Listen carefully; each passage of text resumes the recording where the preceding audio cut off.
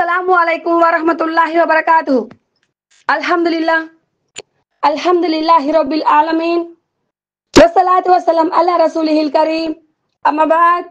A'udzu billahi minasy syaithanir rajim. Bismillahirrahmanirrahim. Allazina yu'minuna bil ghaibi wa yuqimunas shalat. صلاة ومما رزقناهم ينفقون رب اشرح لي صدري ويسر لي أمري واحلل عقدة من لساني يفقهوا قولي ربنا زدنا علما اللهم فقهنا في الدين آمين يا رب العالمين. Today class అందరూ కూడా గ్రహించండి इंशाअल्लाह.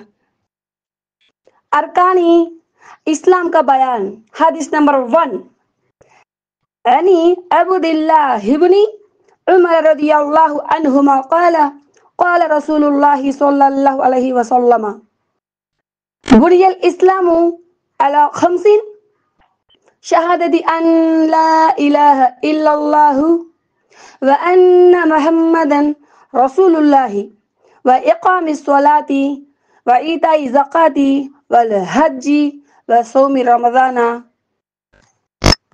متفق عليه. ఏంటి ఏంటి ఏంటి ఏంటి హదీస్ ఏంటి ఏదేదో అరబ్బులు చదివేస్తుంది ఏంటి బాజీ అర్థం కావట్లేదే అని చెప్పి తొందరపడొద్దు. దయచేసి కొంచెం సహనంగా ఉండండి. మీకు విడమర్చి తెలుగులో చాలా వివరంగా చెప్తాను ఇన్షాల్లా. తెలుగులో మీకు తర్జుమా చేసి వినిపిస్తున్నాను, గ్రహించండి. అబ్దుల్లా ఇబ్ను ఉమర్ రజియల్లాహు అన్హుమా అంటున్నారు, అంటే ఆయన కథనం ప్రకారం రసూలుల్లాహ్ సల్లల్లాహు అలైహి వసల్లం గారు ఇలా తెలిపారు, ఇస్లాం 5 విషయాల మీద నిర్మించబడి ఉంది. ఇస్లాం 5 విషయాలు అంటే 5 స్తంభాల మీద 5 పిల్లర్స్ మీద నిర్మించబడి ఉందన్నమాట. అంటే ఇక్కడ హదీస్ మనకు చెప్తుంది ఇస్లాం ధర్మం ఒక భవనం లాంటిది, ఒక అద్భుతమైన నిర్మాణం. ఇస్లాం ధర్మం ఒక భవనం లాంటి అద్భుతమైన నిర్మాణం. ఈ భవనానికి 5 బలమైన స్తంభాలు ఉన్నాయి. ఈ భవనానికి 5 బలమైన స్తంభాలు అనేవి ఉన్నాయన్నమాట. వాటి మీదే మన విశ్వాసం, మన జీవితం నిలబడాలి. మొదటగా షహాదత్ చెప్పాలి.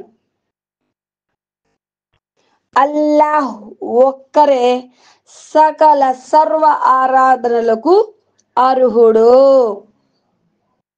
అర్థమవుతుందా? లా ఇలాహ ఇల్లల్లాహ్, అల్లాహ్ తప్ప మరెవ్వరు పూజింపదగిన వారు కారు. ముహమ్మద్ సల్లల్లాహు అలైహి వసల్లం అల్లాహ్ యొక్క ప్రవక్త మరియు దాసుడు. తర్వాత నమాజును స్థాపించడం, చేయడం కాదండోయ్, నమాజును స్థాపించడం. తర్వాత జకాత్ ఇవ్వడం, ఆ తర్వాత హజ్ చేయడం, తర్వాత రంజాన్ నెల ఉపవాసాలు ఉండడం. ఇవి 5 కూడాను మన ఇస్లాం ధర్మంలో 5 pillars, main pillars. Okay, main pillars అన్నమాట. ఈ 5 పిల్లర్స్ మనము సరిగా ఆచరిస్తున్నామా లేదా, ఆ పిల్లర్స్ మనం గట్టిగా ఉన్నామా లేదా, అది నాకు చెప్పొద్దు, మీకు మీరే క్వశ్చన్ చేసుకోండి. ఎందుకంటే ఈ 5 పిల్లర్ల మీద, అంటే ఈ 5 పిల్లర్స్ మీద మనం గట్టిగా ఉండి మన విశ్వాసంగా ఉన్నామనుకోండి, ఇన్షా అల్లాహ్ స్వర్గం మనకు చాలా సులభతరం. ఈ 5 మనం ఏ ఒక్కటి మీద మన విశ్వాసం లేకుండా బలహీనంగా ఉన్నామనుకోండి, అల్లాహ్కు మాత్రమే తెలియని పరిస్థితి ఏంటో, ఇంకెవరికి తెలియదు అనమాట. తర్వాత మనకు పరిస్థితి ఏంటో అల్లాహ్ మాత్రమే తెలుసు, మనకు తెలియదు. మొదటి పిల్లర్ లా ఇలాహ ఇల్లల్లా, అంటే ధన, ప్రాణ, శరీర సకల ఆరాధనలు కేవలం అల్లాహ్కు మాత్రమే అర్పితం. ఎవరికి మనము సహవర్తులుగా నిలబెట్టకూడదు. ఇయ్యాక నఅబుదు వ ఇయ్యాక నస్తాయీన్.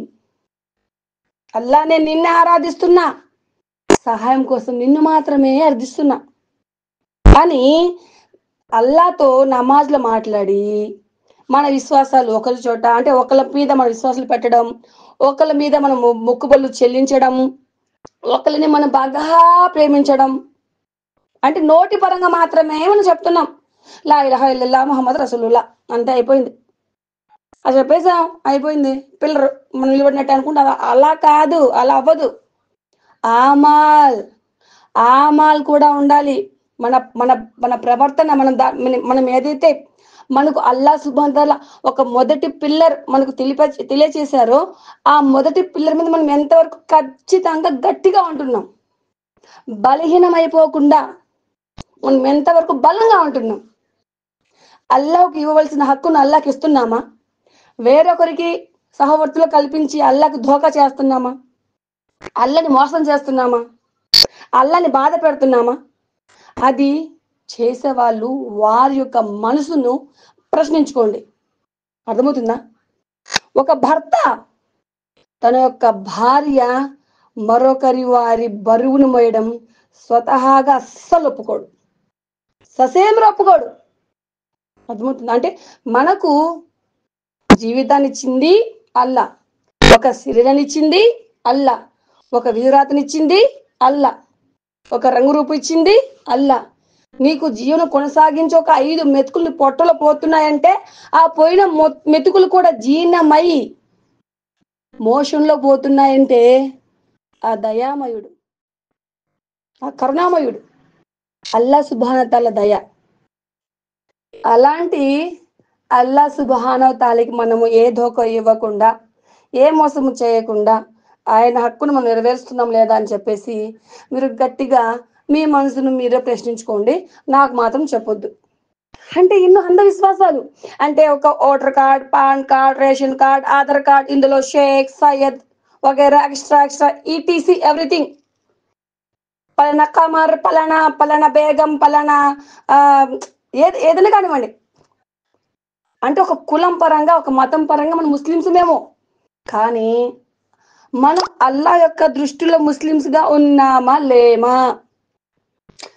మనము ఈ యొక్క ఏదో ప్రపంచపరంగా ఒక ఓటర్ ఐడి గుర్తింపు కార్డులో ముస్లింగా పరిగణలోకి రావడం కాదు, మనం అల్లా యొక్క దృష్టిలో ముస్లింగా ఉన్నామా లేదా అని చెప్పేసి మనల్ని మనం ప్రశ్నించుకోవాలి. ముస్లిం పెళ్లి పెట్టుకునే వాళ్ళందరూ ముస్లింలు అయిపోరండి బాబు, అర్థమవుతుందా? అల్లాహ్ ఏదైతే చెప్పిన కర్తవ్యాలు ఉన్నాయో అవి చేసిన వాళ్ళు మాత్రమే ముస్లింలుగా పరిగణలోకి రాబడతారు. అది విషయం. మన నిజ ఆరాధనలకు నిజమైన అర్హుడు అల్లా సుబ్హానహు తఆలా. ఈ భూమిని స్తంభాలు లేకుండా నిలబెట్టిన వారు అల్లా సుబ్హానహు తఆలా. ఈ భూమిని మనం నివసించడానికి అనుగుణంగా మార్చిన వాడు అల్లా సుబ్హానహు తఆలా. ఎవరైతే మీరు మీ దైవాలుగా పూజించుకుంటున్నారో ఆ దైవాలు ఒక ఈగ ఒక వస్తువును దొంగలిస్తే తెచ్చుకోలేరు, అలాగే ఒక చిన్న వస్తువును కూడా సృష్టించలేరు. అంటే అలాంటి బలహీనమైన వారు, అటువంటి బలహీనమైన వారి మీద మీ యొక్క నమ్మకాలు, మొక్కుబడులు, ఎక్స్ట్రా ఈటీసీ మొత్తము ఔజుబిల్లా అస్తగ్ఫిరుల్లా. ఈ రోజుల్లో ఒకరికి నచ్చినట్టు చెప్తేనేమో అబ్బో చాలా బాగా చెప్తున్నారు బాజీ, చాలా మాషా అల్లా బాజీ అంటున్నారు. ఒకరు నచ్చకుండా చెప్తున్నాం అనుకో, అంత ట్రాష్ కొట్టి పడేసాను అంటే ట్రాష్ అంటున్నారు. అంటే ఈ రోజుల్లో ఒక మంచి చెప్పడా వాళ్ళకి నచ్చాలి, అంటే వాళ్ళకి ఎలా అనుకూలంగా ఉండి మనం అలా మాట్లాడుకు నచ్చుదాం. ఏది నిజమో అది చెప్పి నచ్చం, అదంతే, అది ఖచ్చితంగా నిజం, అది అంతే. ఇది తప్పురా బాబు, ఇది ఇది ఇది అబద్ధం రా బాబు, నువ్వు అపనమ్మకంలో ఉన్నావురా, అపనమ్మకం పడిపోతున్నావు, నీ యొక్క విశ్వాసమే కరెక్ట్గా లేదు, నువ్వు చేసిన ఆమలు మొత్తం వృధా అయిపోతున్నారా, నువ్వేం లాభంలో ఉండవని చెప్పి భ్రమపడుతున్నావు అని చెప్తే చెప్పొచ్చారులేండి, మా నమ్మకాలు మావి, మీ నమ్మకాలు మీవి, ఏదో చెప్తూ ఉంటారు, మేము వింటూ ఉండమా అంతే అన్నట్టు చెప్తారు. నేను చాలా లాభంలో ఉన్నాను అని చెప్పేసి భావిస్తాడు మనిషి. వాస్తవానికి అతను చేస్తున్న మిస్టేక్స్ వల్ల అతను ఎంత నష్టంలో పడి ఉన్నాడు, అతని యొక్క మూఢనమ్మకాల ద్వారా, అతని యొక్క బిదా ద్వారా అతను ఎంత కోల్పోతున్నాడో, అల్లాకి ఎంత దూరం అయిపోతున్నాడో, అతని యొక్క ఎంత మంచి మంచి మంచి మంచి పనులు చేయండి, అవన్నీ వృధానే. వాటికి కావాలంటే ఇహలోకంలో మీకు ప్రతిఫలాన్ని ఇస్తాడు అల్లా సుబ్హానహు తఆలా. మన విశ్వాసం గట్టిగా ఉండాలి. అది అంత కల్తీ ఉండకూడదు, మన విశ్వాసంలో కల్తీ ఉండకూడదు. అది నేను చెప్తున్నా విషయం. అంటే ఈ రోజుల్లో చర్చిలకు వెళ్తారు కొంతమంది, వాళ్ళని కూడా ముస్లిమ్స్ అంటున్నారు. దర్గాలకు వెళ్తున్నారండోయ్, వాళ్ళని కూడా ముస్లిమ్స్ అంటున్నాం. ఆ 7 గుండ్లు అని చెప్పేసి అక్కడ ఒక కొండ ఉంది కదా, అక్కడికి వెళ్తున్నారు, వాళ్ళని కూడా ముస్లిమ్స్ అంటున్నాం. నమాజ్ చేస్తున్నారు, వాళ్ళని కూడా ముస్లిమ్స్ అంటున్నారు. అది నాకు అర్థం కావట్లా, అది ఎలా వీలవుతుంది చెప్పండి? ముస్లిమ్స్ అంటే అల్లాహ్ను మాత్రం నమ్ముకున్నవాడు, అర్థమవుతుందా? ముస్లిం అంటే అల్లాహ్ను మాత్రం నమ్ముకున్నవాడు. కష్టమైన నష్టమైన సకల సర్వ ఎటువంటి వ్యవస్థలో ఉన్నా, ఎటువంటి బాధలో ఉన్నా, ఎటువంటి దరిద్రమైన పరిస్థితుల్లో ఉన్నా అల్హమ్దులిల్లా అల్హమ్దులిల్లా అల్హమ్దులిల్లా అని చెప్పేసి పలికేవాడు. నమ్మకాలు ఒకరి మీద, విశ్వాసాలు ఒకరి మీద, ధోకా, కుట్ర, మోసం, అన్యాయం, అన్యాయం అండి, అన్యాయం. అల్లాహు అక్బర్, అన్యాయం. కానీ వాస్తవానికి మీకు మీరే అన్యాయం చేసుకుంటున్నారు, మీకు మీరే అన్యాయం చేసుకుంటున్నారు. ఆ విషయం మీకు తెలియటం లేదు. మీరు చాలా నష్టాలు పడి ఉన్నారు, ఆ విషయం మీకు తెలియటం లేదు. చర్చిలకు వెళ్ళి విశ్వాసం పెడుతూ ఉంటారు, ఈసాను దేవుడి యొక్క స్థానం తీసుకొచ్చి పెడుతూ ఉంటారు, ఉజైను దేవుడి స్థానం ఇస్తూ ఉంటారు. అంటే ప్రవక్తలకు కూడా, మన ప్రవక్త సల్లల్లాహు అలైహి వసల్లం గారిని కూడా దేవుడి స్థానం ఇచ్చి అంత ఇష్టంగా కొలిచే వాళ్ళు కూడా ఉన్నారు కదా, మనకు తెలియదు ఏముంది. అంటే చెప్తున్నాను కదా, పిచ్చ పీక్స్ అనమాట. అంటే వాళ్ళు నిజాన్ని కూడా గ్రహించలేని స్థాయిలో ఉండిపోయారనమాట. అది అంటే అల్లా ఒకడే, ఖురాన్ గ్రంథం ఒకటే, మనకు రసూల్ ఒకరే, మనకు కాబా ఒకటే, కానీ ఇన్ని వేరియేషన్ ఎక్కడి నుంచి వచ్చి నాకు అర్థం కావట్లా. దర్గా ముస్లిం అంట, చర్చి ముస్లిం అంట, 7 కొండలు ఎక్కి మొక్కులు చేసుకున్న వాళ్ళు ముస్లిమ్స్ అంట, మరి నమాజ్ చేసే వాళ్ళు కూడా ముస్లిమ్స్. మరి ఇన్ని రకాల ముస్లిమ్స్ యాడ్ నుంచి వచ్చారు నాకైతే అర్థం కావట్లేదండి బాబు, అసలు అర్థం కావట్లేదు. మీకు కోపం వస్తుందేమో మళ్ళీ, ఏంటి బాజీ ఎలా మాట్లాడతారు అని చెప్పేసి. ఉన్న వాస్తవం చెప్పాలి కదా, చెప్పాలి కదా ఫ్రెండ్స్, ఉన్న వాస్తవం చెప్పాలి, ఉన్న వాస్తవం మాట్లాడాలి. అది కొట్టినట్టున్నా కూడా పర్లేదు, అది వేరే విషయం. కానీ ఉన్న వాస్తవం మనం చెప్పి తీరాలి, అంతే అంతే. తేడా ఉండాలి కదా. హిందువులకి ముస్లింలకి ఏమైనా తేడా ఉంటుందా? ఏమీ తేడా లేకుండానే పోతున్నాయి మొత్తము కూడా. అసలు సమాధులను పూజిస్తున్నారు, అవజ్బిల్లా, ఏంటంటే వసీలా అంటున్నారు, అస్తగ్ఫిరుల్లా. రిఫరెన్స్ పెడతానండి మీకు కాబడితే.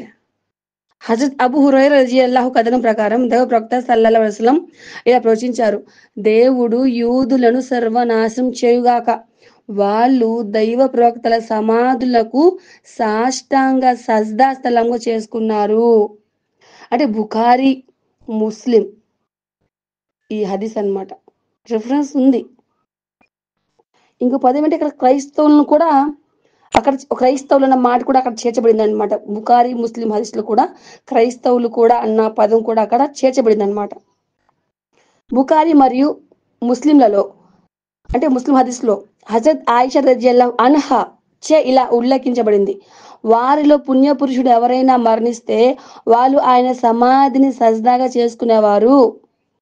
ఈ హదీసులో వాళ్ళు అత్యంత నీచమైన జీవులు అన్న వాక్యం కూడా ఉంది. ఇది ఎందుకు గ్రహించడం లేదు మీరు? రిఫరెన్స్ ఉంది కదా, కమర్ చెప్తుంది వినండి అని చెప్పట్లా.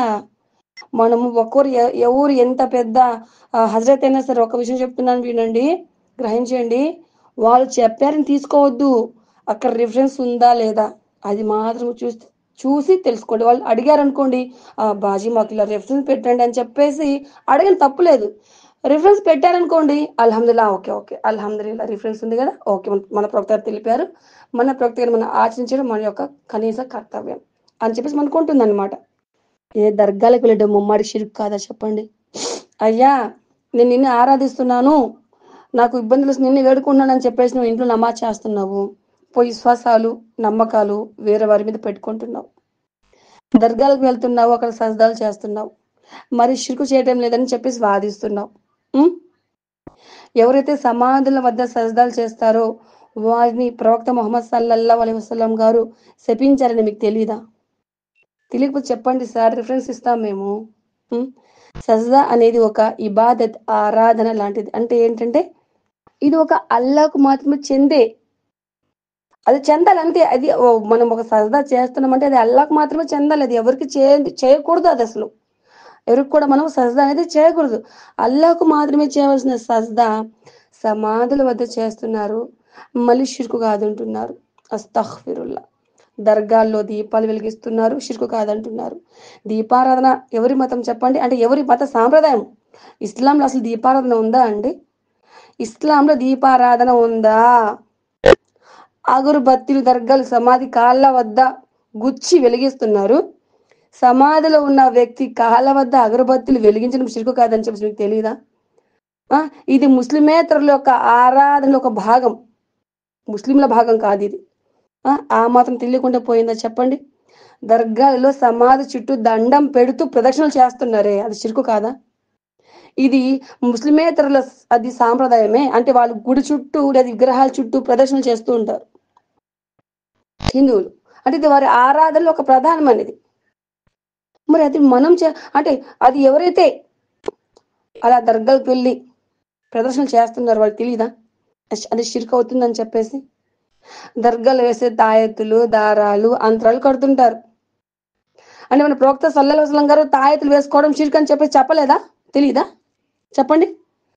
తాయెత్తులు, దారాలు, అంతరాలు వేయని ఒక దర్గా చూపించడం చూద్దాము, ఉందేమో? ప్రతి దర్గాలో పెద్ద వ్యాపారం, ప్రతి దర్గాలో తాయెత్తుల వ్యాపారం, అవి ఏంటి పచ్చగుడ్డ అది వెళ్ళి కప్పుతూ ఉంటారు సమాధి మీద, అదొక వ్యాపారం. పూల వ్యాపారం, కొబ్బరికాయల వ్యాపారం. అంటే దర్గాలలో నిర్వహించబడే ప్రతి కార్యము షిర్కు బిద్దాత్తు కూడినదే. అడుగడుగున షిర్కు పనులకు పాల్పడదు దర్గాలకు వెళ్ళడం షిర్కు అదంటారా? అడుగడుగున షిర్కు పనులకు చేస్తున్నారు, మళ్ళీ మేము షిర్కు చేయడం లేదంటే ఎంతవరకు అది సమంజసం చెప్పండి? మరి దర్గాలో చేసేవని షిర్కు కాకపోతే మరి ముస్లిమేతరులు చేసేవి కూడా షిర్కు కావని చెప్పేసి అర్థమవుతుంది కదా. మీరు చేసేదానికి వాళ్ళు చేసేదానికి తేడా ఏముంది? తేడా ఏం లేదు, రెండు ఒకవేలా ఉన్నాయి. మీరు చేసే ఆచార సాంప్రదాయాలన్నీను ముస్లిమేతరుల సాంప్రదాయాలను పోలి ఉన్నాయి. వాళ్ళు చేస్తేనేమో షిరుకు, మీరు చేస్తేనేమో పుణ్యమా? దర్గాలకు వెళ్ళడం అనేది ముమ్మాడికి షిరికేనండి. అంటే ఇస్లాంకు ఈ దర్గాలకు ఎటువంటి సంబంధం అనేది లేదు. మన ప్రవక్త ముహమ్మద్ సల్లల్లాహు అలైహి వసల్లం గారు ఏ దర్గాకు వెళ్ళలేదు. అసలు ప్రవక్త గారి కాలంలో దర్గాలే లేవు. ఒకవేళ దర్గాలు ఇస్లాంలో ఉంటే సహబీలు ప్రవక్తకు దర్గాలు కట్టి అక్కడ సజదాలు చేసేవారు, దీపాలు వెలిగించేవారు, ప్రదర్శనలు చేసేవారు. కానీ ఒక్కరైనా అలా చేశారా? చేయలేదు కదా. నలుగురు ఇమాములలో ఏ ఒక్క ఇమాము కూడా దర్గాలను నిర్మించలేదు. ఏ దర్గాకు కూడా వారు వెళ్ళలేదు. ఈ దర్గాలు ముమ్మాటికి షిర్కేనండి. అల్లాహ్ ఈ దర్గాలకు వెళ్ళే వారికి ఇస్లాం ధర్మాన్ని అర్థం చేసుకునే భాగ్యం కల్పించాలి. అంటే ఇప్పుడు మనం ఎలా పరిగణలోకి తీసుకోవాలి అంటే మొదటి పిల్లరైన సకల ఆరాధనలకు అర్హుడు అల్లాహ్ సుబ్హానహు వ తఆలా అనే ఒక దాన్ని తప్పారు కదా. తప్పారా కాదా? మొదటి పిల్లర దృఢంగా లేదే, మొదటి పిల్లర దృఢంగా లేదే, మరి మిగతా వాటి మీద వాళ్ళ యొక్క విశ్వాసం ఎలా ఉంటుంది చెప్పండి? చెప్పండి మిత్రమా, చెప్పండి. చర్చిలకు వెళ్తారు కొంతమంది, ఎందుకంటే వాళ్ళకి విశ్వాసం అక్కడికి వెళ్తే బాగుంటుంది. విశ్వాసంలో వాళ్ళ విశ్వాసం ఏంటంటే చర్చికి వెళ్ళి అక్కడ ఉన్న పాస్టర్ ఉంటారు కదా, పాస్టర్ అతని చేత ఒక నూనె అనేది అలా పట్టుకుని ఇచ్చేస్తారు అంతే. ఇంకా అది ఆ నూనె మహిమ వచ్చేస్తుంది అంతే. ఇంకా అలా పట్టుకొని ఆ యొక్క కొబ్బరి బాటిల్ను అది కోకోనట్ ఆయిల్ బాటిల్ పట్టుకొని ఇలా ఇచ్చేస్తాడు, దానికి మహిమ వస్తుంది అనమాట. మళ్ళీ చర్చిలకు వెళ్తే దయ్యాలు వదులుతున్నాయి, ఏదో వాళ్ళ విశ్వాసాలు అలా ఉన్నాయి. అంటే ఏంటంటే నాకు చాలా బాధగా ఉంది. నేను ఇలా చెప్పాలి మీకు, అసలు ఎలా వివరించలేకపోతున్నాను అసలు. ఇలా ఏడుకొండలు అని చెప్పేసి వాళ్ళ మీద ఒక విశ్వాసం పెట్టుకోవడం అంటే ఏ రకంగా, అసలు ఏ రకంగా మొదటి స్తంభం మీదే మీరు సరిగా లేరే, ఎవరైనా సరే ఆడవాళ్ళ దగ్గర ఇంకా ఎక్కువ చిరుకుంటుందండి. ఎందుకంటే ఒక నలుగురు ఆడవాళ్ళు గుమ్మి కూడా నేను చూస్తున్నాను మా వీధిలో.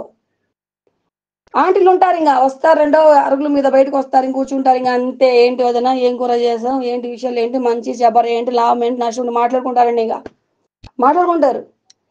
ఏం వదినా, ఏం చేయాలి, ఇలా ఆరోగ్యం బాగాలేదు, ఇలా ఆరోగ్యం బాగలేదు వదినా, లేకుంటే మా సంపాదన బాగలేదు వదినా, అందుకే చర్చికి నిద్ర చేసి వచ్చాం వదినా, అక్కడ నుంచి అప్పటి నుంచి బాగుంది వదినా, మాకు ప్రార్థన చేశారు ఆ పాస్టరు, మాకు ప్రార్థన చేశారు, బాగుంది వదినా. హౌస్ బిల్ అస్తగ్ఫిరుల్లా. అంటే వాళ్ళ విశ్వాసాలు అలా ఉన్నాయన్నమాట. అంటే దొంగచాటుగా ఎక్కడో తీసుకెళ్ళి ఆ యొక్క ఫోటోలకి దర్గాలు పెట్టుకొని, దర్గాలకు ఫోటోలు పెట్టుకొని, తర్వాత 7 గోడలనే ఆయన ఫోటోలు పెట్టుకొని పూజలు చేయడం. ఆయన ఇస్తున్నాడని చెప్పేసి, ఇది తింటున్నాడని చెప్పేసి ఒక విశ్వాసం పెట్టుకోవడం. ఒక సంవత్సరంలో 3-4 సార్లు కొండకి వెళ్ళడం, రావడం, ప్రసాదాలు పంచడం. హౌస్బిల్లా చాలా బాధగా ఉంటుంది. చెప్తే వినరు. వాళ్ళు తెలుసుకోవాల్సిన సమయం వచ్చినప్పుడు సమయం మించిపోతుంది. ఇవన్నీ ఎందుకు చెప్తున్నానంటే, ప్రతి మహాపాపాన్ని అల్లా సుబ్హానహు వ తఆలా అనుకుంటే క్షమిస్తాడు మిత్రమా. అది వ్యభిచారం కానీ, దొంగతనం కానీ, మోసం కానీ, హత్యలు కానీ, అవేమైనా కానీ ఇన్షా అల్లా.